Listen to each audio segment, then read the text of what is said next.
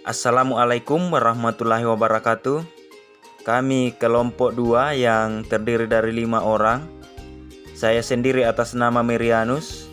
Kemudian ada Alfian Pratama Jafar, ada Yunir Mama Galatung, ada Indra Rukmalanur, dan terakhir ada Mega Krisdayani.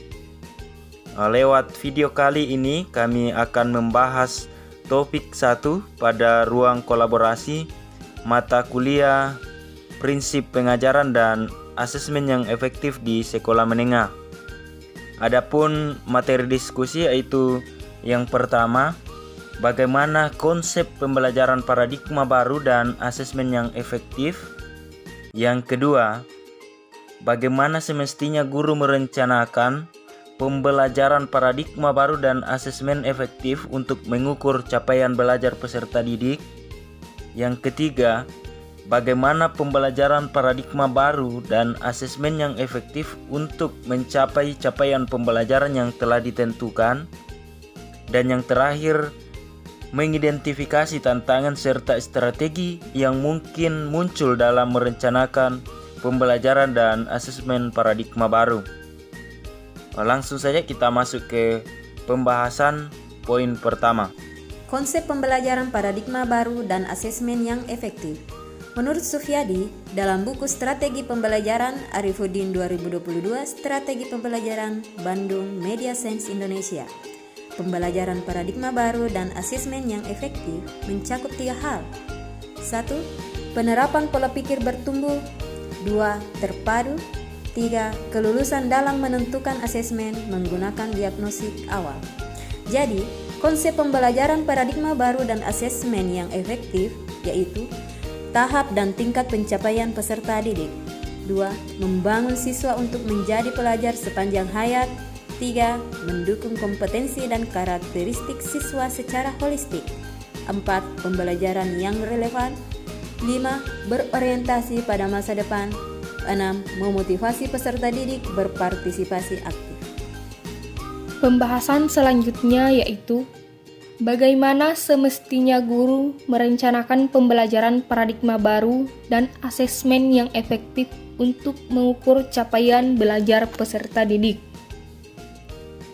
Dalam merencanakan pembelajaran paradigma baru dan asesmen yang efektif untuk mengukur capaian belajar peserta didik, guru dapat melaksanakan atau melakukan beberapa hal. Yang pertama, menganalisis capaian pembelajaran untuk merumuskan tujuan pembelajaran dan memetakan alur tujuan pembelajaran. Yang kedua, mengidentifikasi tujuan pembelajaran beserta dimensi profil pelajar Pancasila. Yang ketiga, perencanaan, pelaksanaan, dan pengolahan asesmen diagnostik. Yang keempat, personalisasi pembelajaran. Yang kelima, pengembangan model ajar. Yang keenam, perencanaan, pelaksanaan, dan pengolahan hasil asesmen formatif dan sumatif. Yang ketujuh, pelaporan hasil belajar.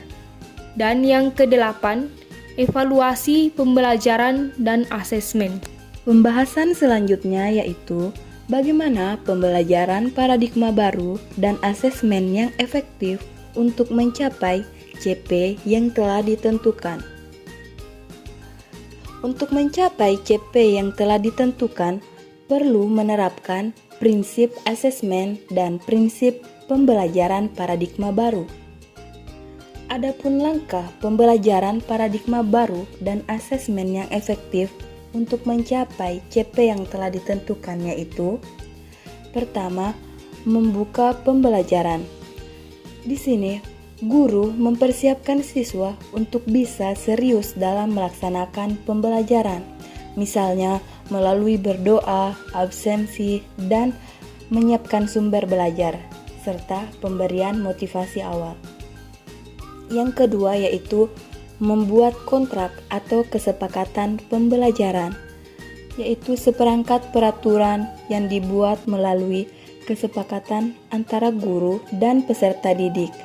agar kegiatan pembelajaran di dalam kelas bisa berjalan dengan baik.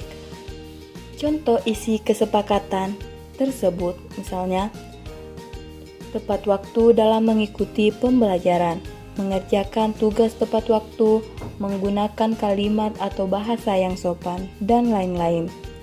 Yang ketiga yaitu melakukan tes diagnostik kognitif yang bertujuan untuk mengetahui pemahaman awal siswa mengenai materi yang akan dipelajari. Yang keempat yaitu mengelompokkan siswa secara diferensiasi, yaitu berdasarkan hasil dari diagnostik pada langkah sebelumnya. Setelah itu, kelompok-kelompok tersebut berdiskusi mengenai materi yang akan dibahas. Yang kelima yaitu melakukan asesmen berupa penilaian formatif dengan LKPD dan media kuis. Setiap kelompok mendiskusikan pengerjaan LKPD dan untuk kuis biasanya dilakukan sebagai tugas mandiri. Yang keenam yaitu melakukan refleksi. Umumnya dilakukan dengan mengulas kembali materi belajar yang telah dipelajari sebelumnya. Yang ketujuh, evaluasi. Guru memberikan tes sumatif sebagai penguatan pemahaman siswa. Adapun cara mengidentifikasi tantangan serta strategi yang mungkin muncul dalam merencanakan pembelajaran dan asesmen paradigma baru. Yang pertama, cara mendiagnosis gaya belajar peserta dalam satu kelas. Strategi yang dilakukan yaitu guru dapat mempersiapkan tes diagnostik untuk peserta sebelum proses pembelajaran. Yang kedua, kesulitan mengembangkan aktivitas pembelajaran karena fasilitas sekolah atau sarana dan prasarana yang terbatas. Strategi yang dilakukan yaitu memanfaatkan lingkungan sekitar untuk mengembangkan aktivitas belajar, berinovasi kreatif menggunakan teknologi. Kemudian yang ketiga, memiliki peserta didik yang beragam.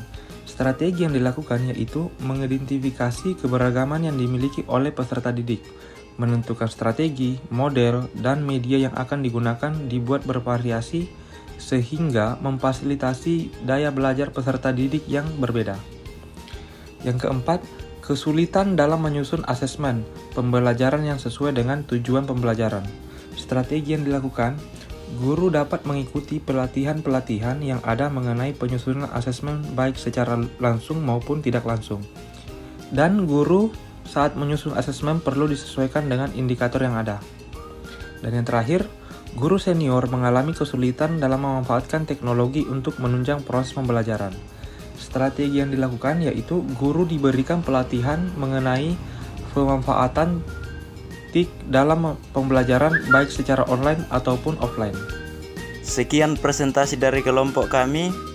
Terima kasih. Wassalamualaikum warahmatullahi wabarakatuh.